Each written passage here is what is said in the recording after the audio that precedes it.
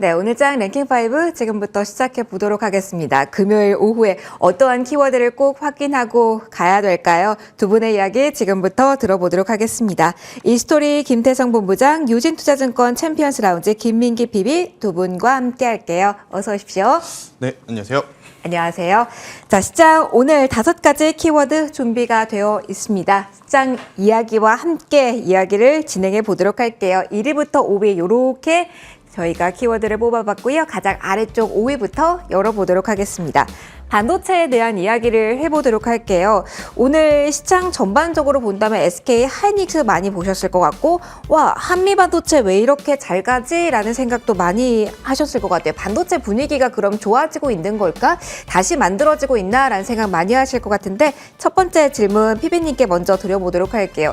지난주 이 시간과 분위기가 많이 다릅니다. 모아갈 때라는 이야기를 두 분 모두 해주셨는데 정말 모아갔으면 일주일 만에 이렇게 화답하는 시장 분위기입니다. 일단 분위기 짚어주시죠. 다시 HBM 이 키워드의 부각이라고 볼 수 있을까요? 사실 HBM 시장은 좋을 수밖에 없다고 말씀을 드렸었는데 사실 지금 밸류에이션은 좀 단기적으로 봤을 때 부담이 될 수 있는 구간에 돌입을 했다 이렇게 보시면 될 것 같습니다. 물론 HBM 시장 같은 경우에는 일단 AI 칩 같은 경우 어쩔 수 없이 어떤 공급자 우위의 시장이고 수요가 장기적으로 봤을 때 무조건 부족할 수밖에 없기 때문에 지속적인 수혜는 가능하지만 그렇기 때문에 HBM 시장이 장기적으로 우상향할 거라는 의견에 동의하지만 단기적으로 밸류에이션 부담이 충분히 될 수 있다 이렇게 좀 보고 있고요. 일단은 HBM에 있어서는 타공정 대비 TC 본딩 쪽 수주가 가장 매력적이라고 생각이 됩니다. 뭐 리플로우 장비들도 많지만 아직까지는 리플로우나 하이브리드 본딩으로 나아가기보다는 좀 TC 본딩 쪽이 계속해서 필요한 상황이고 한미반도체와 관련해서 오늘 굉장히 주가가 좋은데 일단 작년까지만 해도 TC 본딩 쪽 관련해서 한미반도체 매출이 그렇게 많지는 않았습니다. 근데 이제 올해 들어서는 좀 다른 모멘텀을 만들어내지 않을까 싶었는데 이렇게 주가로 화답을 하고 있고요. 심지어 이제 또 수요 대응을 위해서 본더 팩토리도 최근에 열면서 전용 개발 및 좀 생산 시설도 갖추게 됐는데 어느 정도 고객사를 확보한 이후에 이제 움직임이라고 보여지고 실제 수요나 뭐 요청이 없는 상황에서 이 정도의 투자를 할 확률은 없기 때문에 앞으로도 한미 반도체에 대한 모멘텀이 계속 나올 수 있다. 그래서 이렇게 보고 있습니다. 근데 그리고 이제 또 단지 뭐 SK 향뿐만 아니라 SK나 삼성전자 모두 다 수주가 가능한 상황이고 심지어 이제 또 새롭게 HBM 시장에 들어오고 있는 타 업체들과도 이제 또 계속해서 수주를 이어나갈 수 있기 때문에 한미반도체에 대해서는 계속해서 좀 관심을 가져볼 만하다 이렇게 보고 있습니다. 알겠습니다. 계속적으로 긍정적인 이야기를 해주셨습니다. 같은 뷰 주실지 본부장님과도 이야기를 해보도록 할게요.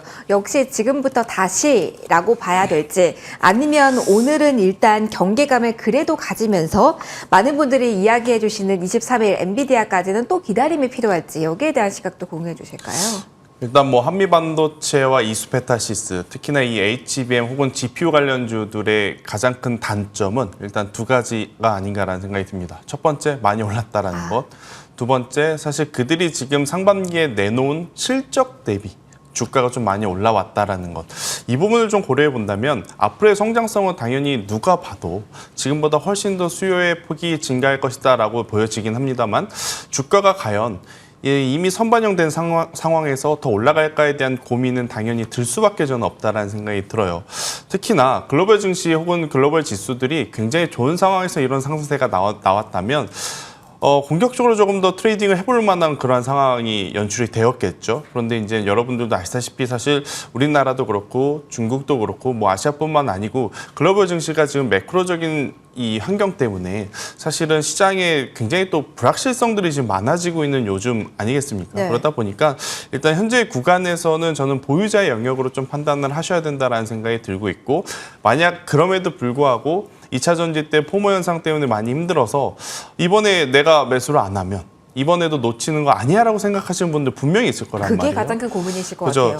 그러니까 그런 분들 같은 경우에는 저는 차라리 한미 반도체 시세를 보시면서 이수페타시스가 여기서 더 올라갈 것인지 말 것인지의 그 전략을 한번 세워보시는 게 저는 현실적으로 가장 맞지 않을까. 그러니까 어떠한 섹터를 공략할 때 대장주를 가장 먼저 봐야 된다는 것은 원론적인 이야기이고 지금은 사실 그 대장주가 여기서 언제든지 밀릴 수 있고 언제든지 출렁임이 나올 수 있는 상황이다 보니까 그러한 것에 대한 고민이 많으신 분들은 차라리 한미 반도체를 기준점으로 두고 이수페타시스와 같은 이 후발 주자들을 공략을 해보시는 것도 저는 좋지 않을까라는 의견 한번 드려보도록 하겠습니다. 거기까지일까요? 한미반도체, 이수페타시스 그 하단으로 좀 내려가는 건 무리일지 여기서 또 어디 향 이렇게까지 갈래를 치는 건 지금까지는 괜찮은 전략이 너무 이를까요? 일단은 HBM GPU 관련해서는 저는 그 두 기업 위주로 공략을 하는 게 맞다라는 생각이 들고 있고 대신에 이제 반도체 전체 영역으로 좀 확산을 해보면 제가 공략조를 또 관련해서 그렇군요. 뽑아왔으니까요.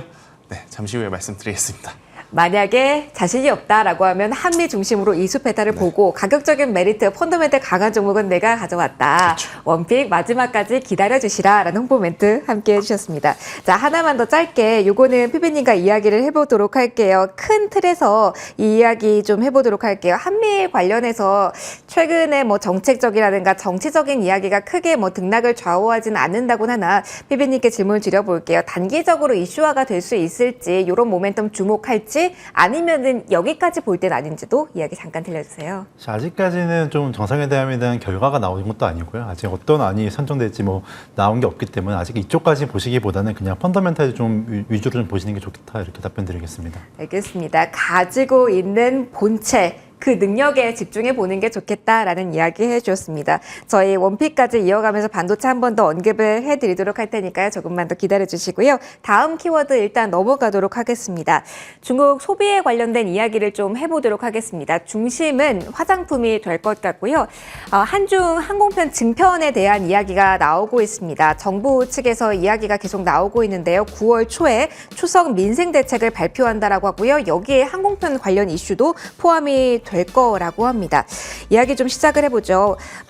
일단 본부장님 요걸 봐주세요. 어제와 중국 관련주의 오늘이 다릅니다. 이게 리스크가 벗어났다라고 봐야 되는 건지 아니면 뭐 일시적인 움직임일지 여기가 특히 궁금하실 것 같거든요. 중국이 뭔가 해결된 게 있는지 아니면은 안도할 만한 요인이 있는 건지요? 일단 시장은 지금 조금이라도 좋은 뉴스가 나오면 그 뉴스를 빌미 삼아 수급이 굉장히 지금 빠르게 움직이고 있다라고 좀 보시면 될 것 같습니다. 사실 주도 섹터라고 할 수 있는 2차 전지 혹은 반도체 이들이 쉬어갈 때 시장의 돈이 딱히 갈 만한 곳이 없다라고 판단을 하는 것 같아요. 그럴 때마다 지금 이제 화장품주들 혹은 중국 관련주들이 굉장히 좋은 모습을 좀 보이고 있는데 또 반대로 장중에 갑자기 에코프로라든지 SK 하이닉스라든지 좀 어느 정도 이제 시총 상위 종목군들이 움직이면 이 중국 관련주들은 계속해서 올라가기보다는 또 차익 매도 물량 혹은 이 실망 매도 물량이 나오면서 주가가 출렁이는 그러한 상황을 좀 보이고 있어서 일단은 뉴스에 조금 더 민감한 상황이라서 저는 그 뉴스만큼 정말로 이 숫자가 찍히는지 여부를 보시면서 트레이딩을 해야 되지 않을까라는 생각이 들어서 일단 지금은 단순히 기대감에 따라서 움직이는 쪽 화장품도 마찬가지인 거죠. 그들이 과연 6년 전에 우리나라에 들어와서 소비를 했던 것만큼 이번에도 들어와서 과연 소비를 해줄까? 저는 아니다라고 보지만 시장에서는 이미 주가가 올라가고 있는 상황이다라고 좀 보시면 될 것 같아서 지금 위치에서는 저는 이제부터는 옥석 가리기가 좀 필요할 것 같아요. 그러니까 지난 한 주는 굉장히 편했잖아요. 중국 관련주 하면 화장품, 의료, 항공, 호텔, 면세, 카지노 다 같이 올랐으니까. 근데 이제 이번에 한번 같이 올랐다가 조정이 나오고 있는 상황 그러면 추후에 올라갈 때는 이제부터는 옥석 가리기가 조금 필요한 그러한 상태가 아닌가라는 의견 한번 드려보면서 결국 이제 옥석 가리기는 우리보다 기관과 외국인들이 먼저 더 잘할 가능성이 높아서 저는 이 메이저 주체들의 수급을 보시면서 이제는 종목을 컨택해야 되지 않을까라는 의견 드리겠습니다. 그럼 사실 수급적인 빈집인 경우가 상당히 많잖아요. 그렇죠. 그러면은 이전에 제 기억으로는 본부장님께서 호텔신라 같은 종목을 이 소비 관련해서 이야기해 주신 적이 있는데 이런 종목을 그럼 봐야 될까요? 대형주가 많이 소외됐다가 기관 외국인이 사고 있다. 요 포커스요? 제가 그때 호텔신라를 말씀드렸던 게 아니고 면세를 보시려면 우리나라에 많은 기업이 많은 기업이 지금 없잖아요. 그래서 이제 뭐 호텔신라나 뭐 이쪽으로 보시는 것도 좋지만 저는 그것보다 글로벌 텍스프리라는 기업을 좀 이야기를 드렸어요. 그러니까 글로벌 텍스프리는 환급 수수료 관련 일을 하는 기업이에요. 그러니까 우리나라에 와서 외국인들이 물건을 사게 되면 그것을 본국으로 가져갈 때 수수료라든지 이런 것들을 다 정산을 하고 가지고 가셔야 되거든요. 이 기업의 장점이 뭐냐면 화장품을 안 사더라도 다른 제품을 사더라도 이용할 수밖에 없다라는 거죠. 무언가를 사기만 하면. 그렇죠. 그러니까 우리나라에 인바운딩에서 들어만 온다면 화장품주들은 고민이 뭐죠? 들어왔는데 막상 우리 제품 안 사주면 점점점이 딱 붙을 수밖에 네. 없는 거잖아요. 그런데 이제 글로벌 텍스프리는 우리나라에 일단 인바운드 돼서 많은 외국인들이 들어와서 소비를 하기만 한다면 충분히 지금 보여주고 있는 실적 대비 훨씬 더 좋은 성장을 할 수 있고, 제가 그때도 무슨 이야기를 드렸냐면 화장품 섹터 눌러보시면 여러분들 기업이 거의 한 3, 40개 나옵니다. 그러면 이렇게 되면 힘의 분산이 일어나게 되죠. 지금처럼 거래 대금이 한쪽으로 뭐 크게 쏠리고 있는 그런 상황이 아닌 시장에서 종목군들이 많아서 힘이 분산이 된다? 더 안 좋을 수밖에 없어요. 그러니까 글로벌 텍스프리는 딱 하나밖에 없잖아요. 네. 그럼 이쪽으로 힘의 집중이 일어나게 되면 오히려 더 유리한 주가의 모습을 좀 나타낼 수 있다는 생각이 들고, 근데 꼭 이렇게 말씀을 드리면 마치 글로벌 텍스프리 지금이라도 트레이딩 해야 되나라는 생각이 드실 것 같은데, 일단은 다른 기업들보다 조정 없이 지금 가파르게 올라오고 있어서 관심 종목에만 설정을 해두고, 저는 조정이 나온다면 뭐 다른 종목군들보다 중국 관련해서는 저는 이 종목을 여러분들이 탑픽으로 한번 같이 공부를 해보셨으면 좋겠다라는 의견 드려보도록 하겠습니다. 역시 숫자가 찍힌다라는 그렇죠. 관점에서 바로미터 역할을 할 수 있다라고 이야기를 해주셨습니다. 이 소비 관련된 중국 관련 모멘텀 피비님과도 이야기를 나눠보도록 할게요. 지난번에 정말 좋았을 때부터 계속 이야기를 시작했던 것 같은데 그때도 관심을 보여주셨습니다. 가장 지금 궁금한 건 그거일 것 같아요. 끝일까요? 끝이 아닐까요? 그리고 최근에 좀 변동성이 있었잖아요. 그 변동성 구간에서 꾸준히 버텨온 종목군에 대해서는 계속 오케이 시그널을 보내도 될지요? 일단 끝이 아니라고 저는 보고 있고요. 그 중에서도 저는 소비재 쪽보다는 좀 서비스 업종에 좀 더 집중을 해보는 게 좋다라고 보고 있는 게, 일단 중국의 경기 침체 국면을 한번 살펴보겠습니다. 일단 중국은 이미 GDP 디플레이터 데이터만 봤을 때 이미 침체 국면에 돌입한 지는 한참 됐고요. 올해 CPI 하락세가 좀 상당한 수준인데, 일단 중국은 이 부동산 침체가 좀 장기화되면서 뭐 임대료, 가구, 가전제품 등의 가격들이 일제히 하락하고 사람들이 좀 돈을 안 쓰게 되고, 또 경제활동도 위축되고 기업들도 좀 가격을 낮추게 되면서 매출이 감소하고 이익이 감소하고 일자리가 감소하는 국면으로 저는 진입하고 있습니다. 그러니까 현재 지금 이런 침체를 향하는 로직에서 서비스 쪽은 계속 강세를 유지하고 있는데, 반면에 지금 소비재 쪽은 계속 좀 안 좋은 상황이거든요. 재고도 계속 쌓이고 있고, 이런 상황이 계속 한국에도 좀 영향을 미칠 수 있다. 그렇기 때문에 좀 소비재 쪽보다는 관광업 쪽이나 좀 이런 서비스 업종으로 좀 눈을 돌리시는 게 좋다, 이렇게 보고 있고요. 그리고 많이들 걱정하시는 현재 뭐 부동산 위기를 살펴보시면은 뭐 비구이양 같은 경우에 컨트리 같은 경우에는 뭐 좀 문제가 된다 이렇게 막 얘기가 나오는데, 생각보다 그렇게 심각하지는 않을 것 같다는 생각이 듭니다. 네. 그러니까 일단은 중국 그 금융 쪽, 중국 은행권에 있다는 그 부동산 개발 기업에 대한 익스포저가 은행 자산의 한 4.4% 정도 수준밖에 안 되거든요. 하지만 이제 중국 부동산과 정부 그리고 금융에 대한 신뢰가 상당히 저하되고 중국의 꾸준한 침체를 이어날 가능성이 높지만, 이것이 뭐 금융 위기로까지 번질 것 같지는 않기 때문에 크게 걱정하시지는 않아도 된다. 그렇기 때문에 중국 쪽에서 넘어오는 서비스 수요는 계속해서 좀 긍정적인 영향을 미칠 수 있고, 그 결과 저는 계속 롯데에서 지난주에도 말씀드렸다시피 롯데 관광개발 쪽을 좀 좋게 보고 있습니다. 그러면은 여기서 롯데 관광개발에 대해서 AS를 좀 진행하고 갈게요. 최고가 기준으로 봤을 때는 저희가 23% 수익률을 달성하고 있는 구간입니다. 딱 지난주 이 시간에 저희가 받았던 종목인데요. 그렇다면 어디까지 보시는지, 목표에 대한 수정이 있는지, 그리고 지금도 진입이 괜찮은 구간이라고 보시는지 이야기 좀 나눠주세요. 저 그때 롯데 관광개발 아마 제가 목표가 2만 원 정도로 제시해드렸던 것 맞아요. 같은데, 네. 지금도 변함은 없고요. 사실 주봉상으로 봤을 때도 사실 그렇게 많이 올라온 상황 아닙니다. 충분히 과거 데이터와 비교해봤을 때 아직까지 더 상방이 열려있다고 보고 있고요. 최근에 또 롯데관광개발 쪽에서 이제 또 중국어 가능한 직원들을 또 채용하는 기조를 네. 보이고 있더라고요. 어느 정도 좀 중국인 관광객에 대한 추가 수요가 좀 확인된 움직임이라고 보고 있기 때문에 앞으로도 계속 좋다, 이렇게 보고 있습니다. 앞으로 계속 좋다. 그러면 또 한 번 ASR 시기가 왔으면 좋겠습니다. 롯데 관광개발에 대한 AS까지 진행해봤고요. 저희 이제 3위로 올라가도록 하겠습니다. 제약바이오에 대한 이야기를 해볼 거고요. 그리고 셀트리온 중심으로 이야기를 풀어나가도록 하겠습니다. 어제 장 마감 이후에 나온 이슈였습니다. 그래서 분주하게 많은 생각을 하셨을 텐데요. 첫 번째로 본부장님께 질문 드려볼게요. 그룹주 내에서 1단계, 2단계 이렇게 나뉩니다. 그래서 그런지 지금 주가의 흐름도 좀 엇갈리고 있거든요. 일단 지금 빨간불이 들어오고 있는 1단계 합병 대상에 대해서는 어떻게 긍정적인 뷰를 계속 가져가도 되는지 궁금해요. 이 주식 매수 청구가를 기준으로 계속 봐야 될지. 근데 또 공매도가 좀 많은 종목이라서 좀 까다롭긴 합니다. 어떤 대응이 일단 1차적으로 필요할까요? 시청자분들마다 보시는 이제 뷰에 이제 시각차는 좀 존재하겠습니다만, 제 개인적인 뷰로는 굉장히 실망스러울 수밖에 없는 이번에 방식이 아니었나라는 생각이 듭니다. 사실 이제 저도 그렇고 많은 투자자들도 그렇고, 두 기업이 먼저 합병하고 그 다음에 또 마지막 한 기업을 최종 이제 합병하는 방법은 이 보기 안에 많이 없었을 거란 말이에요. 예상 그렇죠? 밖이었습니다. 합병을 하냐 안 하냐의 문제였지. 네. 합병을 하는 방법에 있어서 이런 또 선택지가 나올 것이다라고 예상을 좀 하지 못했었는데 그러한 변수들이 좀 나타나다 보니 일단 시장에서는 지켜보자라는 관망 심리가 커질 수밖에 없습니다. 특히 이제 셀트리온 제약 같은 경우에는 6개월 뒤에 합병을 한다라고는 하지만 그건 또 그때 가봐야 아는 거잖아요. 근데 본부장님 저희 항상 합병 이야기할 때 가장 탄력도가 좋았던 종목이 바로 제약 아니었나요? 헬스케어가 가장 우선순위에 이제 두고 봐야 된다라고 제가 말씀을 드렸는데 네.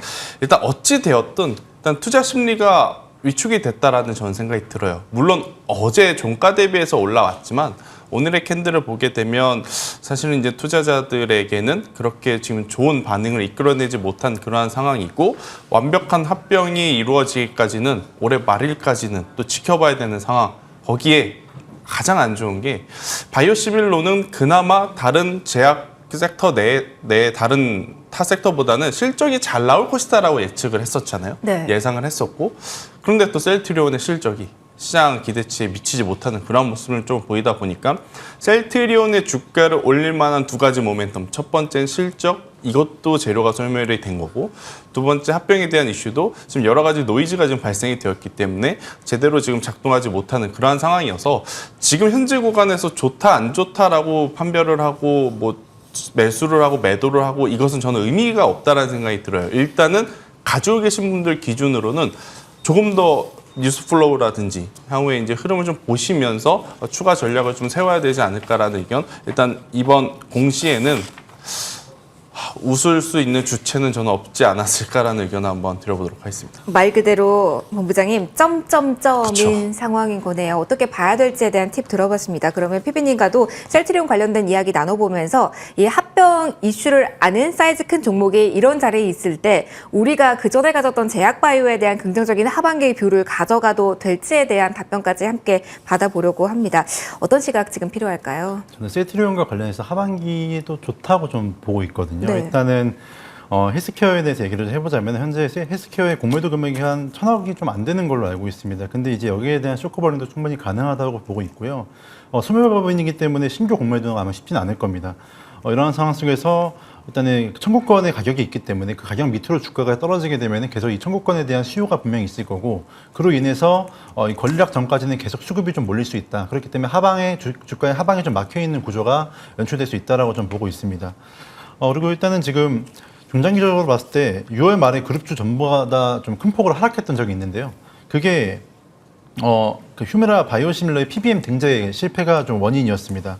사실 이게 좀 실패라는 단어도 좀 어울리지 않는 게 미국의 제약 유통 구조는 이제 보험사들에게 어떤 질병에 대해서 어떤 약을 사용하라는 지침을 내려주는 PBM사의 영향력이 굉장히 중요합니다. 근데 이제 이때 6월 말에 옵토마렉스라는 PBM사가 셀트리온 휴미라를 제외시키면서 주가가 좀 큰 폭으로 하락했었거든요. 근데 자세한 내막을 보면 이제 옵토마렉스가 차지하는 휴미라 미국 처방 비중이 약 21% 정도고 이것 또한 이제 급여와 비급여를 다 합친 부분이기 때문에 셀트리온은 그때 당시 급여 부분에서만 제외가 됐었습니다. 그렇기 때문에 매출의 로스는 한 10% 정도밖에 안 됐는데 그때 주가는 더 큰 폭으로 빠졌었거든요. 근데 이제 8월 1일에 이제 셀트리온이 소식을 업데이트했는데 이 휴미라 시밀러가 PBM사 한 곳의 공보험 시장에 진출하기 위해서 리베이트 계약을 체결했다고 밝혔습니다. 그리고 현재 다수의 PBM사 협상 중이고 연내에는 뭐 미국의 40% 정도를 커버하는 보험 시장에 등재되기 위해서 노력을 하겠다 이렇게 밝혔는데요. 이런 PBM 등재 소식이 본격화되고 이제 추가 PBM사와의 뭐 소식도 들려온다고 가정하면은 지금 밸류는 상당히 저평가됐다 이렇게 보고 있습니다. 그래서 단계적으로는 8월에 뭐 PBM 협상 체결 소식과 함께 뭐 10월에 름시마 미국 승인 등 단계적인 이슈들이 남아 있는 상황이라서 충분히 투자 기회 찾아보셔도 된다고 말씀드리고 싶습니다. 다른 쪽에 대해서 분위기도 한번 언급을 해주신다면 이전에는 뭐 비만, 당뇨 키워드가 강력한 테마를 형성했었잖아요. 그쪽으로의 탄력을 더 누려볼지 아니면 가격적으로 메리트가 있는 쪽을 지금 봐야 될지에 대한 팁도 주신다면요? 전 비만 쪽 섹터도 계속해서 봐야 된다고 보고 있고요. 네. 또 한미약품에 대해서는 계속해서 좀 관심 있게 지켜보셔도 된다 이렇게 보고 있습니다. 전반적으로 섹터 전반에 대해서 긍정적인 시각을 주시는 거네요. 계속된 이야기 나오는 대로 업데이트 또 해드리도록 하겠습니다. 계속해서 2위 보도록 할게요. 오늘 어제와 좀 주제가 다릅니다. 이동재 전 회장입니다. 있습니다만 징역 2년이 확정이 된 상황. 그러니까 아무리 전 회장이라고 할지라도 아무래도 대주주이기 때문에 리스크가 상당하죠. 이러한 리스크 속에서 그리고 실적에 대해서도 물음표가 계속 달리고 있는 상황이기 때문에 양극재 쪽 어떻게 봐야 될지 이야기 좀 들어보도록 하겠습니다.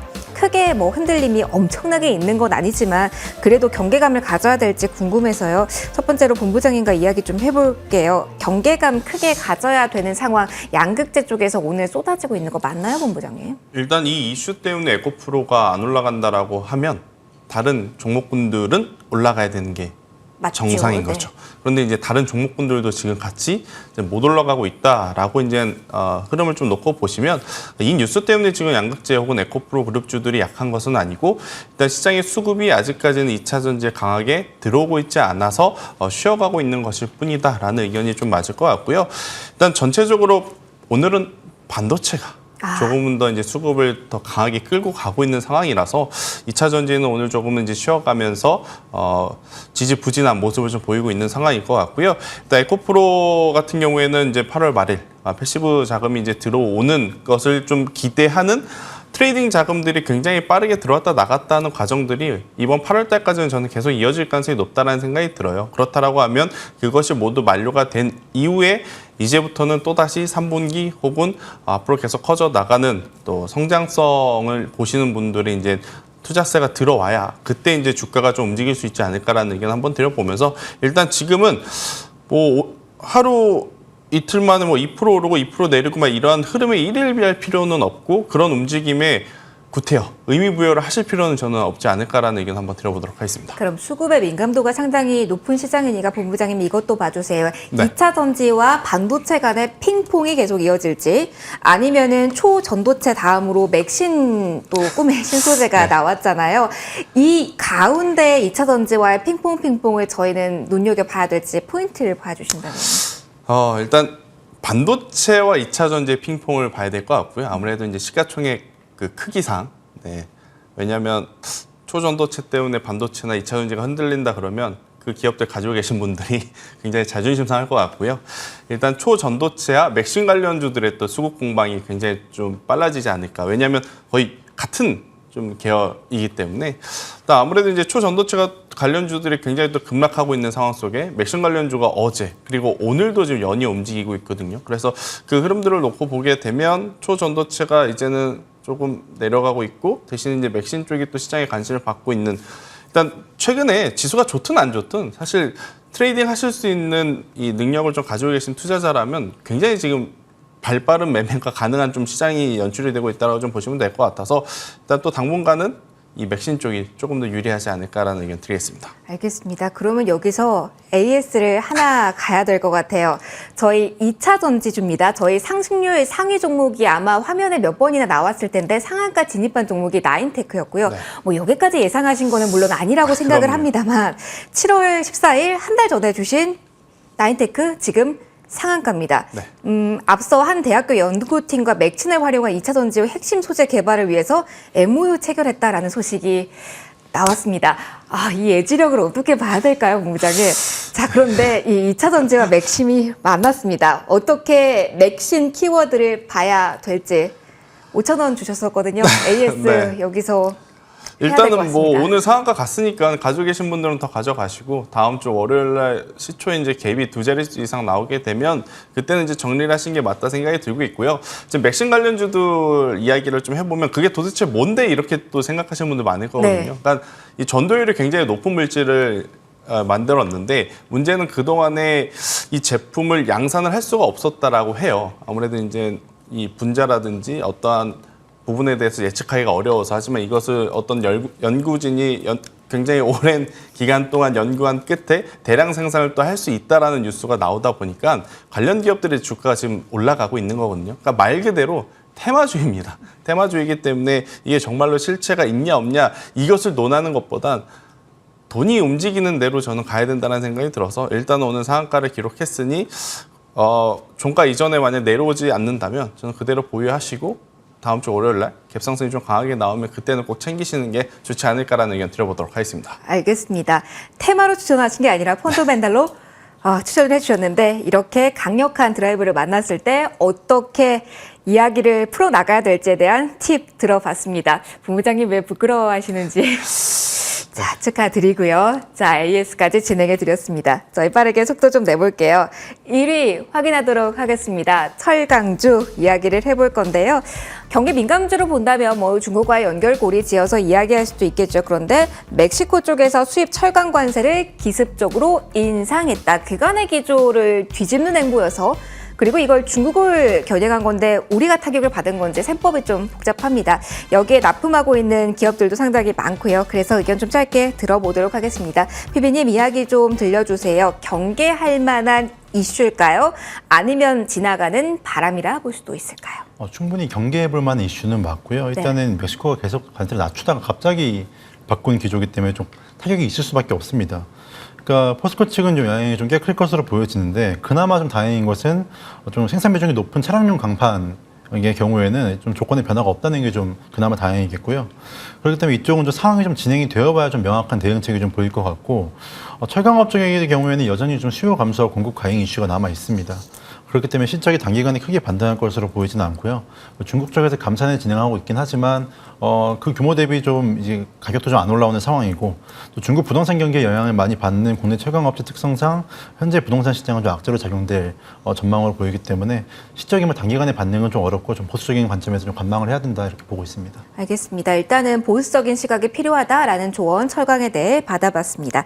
자, 이제 두 분의 원픽 받아보면서 추가적인 이야기를 나눠보도록 할게요.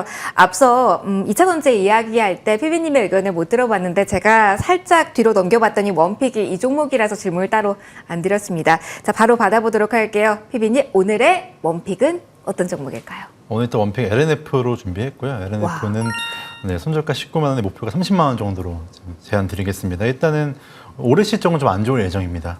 어쩔 수 없이 좀 양극재 기업들 모두가 하반기까지 양극재 재고 이슈랑 또 판가 하락 이슈가 영향을 줄 거고요. 양극재를 비싸게 사왔는데 가격이 떨어지면서 연동되어 있는 판가가 하락하게 되고 양극재를 매입하는 시점과 제품 공급 시기 간의 차이가 있기 때문에 이런 재고 평가손이 한 3분기까지는 계속 영향을 줄 전망입니다. 하지만 이제 테슬라향 공급에 있어서는 그 지위가 좀 훼손되지 않는다고 좀 보고 있고요. 또 유럽의 좀 전기차 수요 둔화에 대한 얘기들이 좀 있는데 사실 이 부분에 대해서도 크게 신경을 쓰지 않아도 될 것이 유럽에서 전기차가 수요가 둔화되고 있지만 테슬라 모델은 좀 견조하거든요.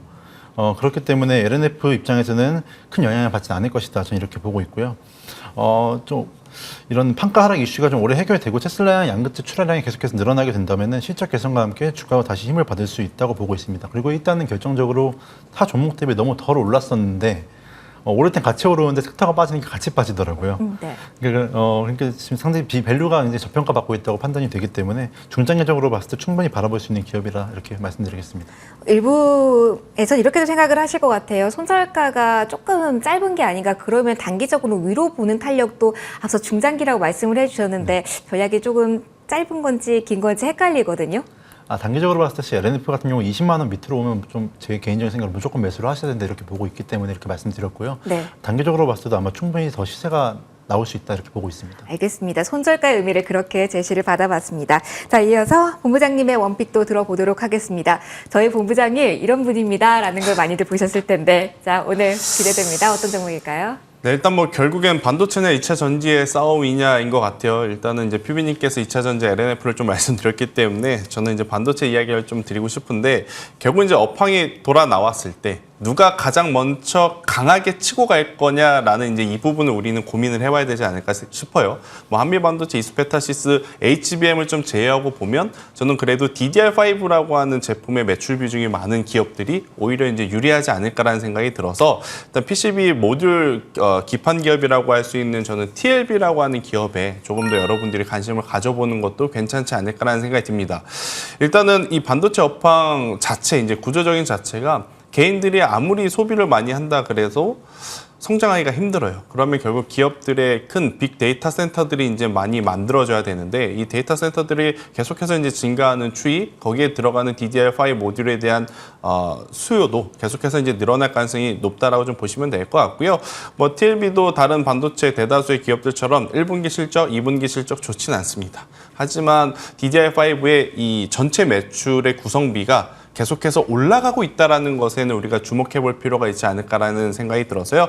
만약 관심이 가시고 공감이 되신다라고 한다면 저는 이 TLB 같은 경우에는 일단 지수가 좀 불안하기 때문에 현재 구간에서 한 번에 다 우리가 사자라는 이야기는 좀 드리기는 어려울 것 같고요. 천천히 모아간다라는 생각으로 한번 접근을 해보시는 게 좋지 않을까라는 생각이 들고, 대신에 이제 2만 원이라는 가격대 이하로 내려가게 되면 그때는 우선 리스크 관리를 좀 하셔야 된다. 그러니까 2만 원이라는 가격대 밑으로 내려가면 쭉 빠진다라기보다는 그동안에 계속 지겨운 박스권 안에 또 갇히게 되는 그러한 상황이거든요. 그래서 2만 원을 손절가를 한번 드려보도록 하겠고요.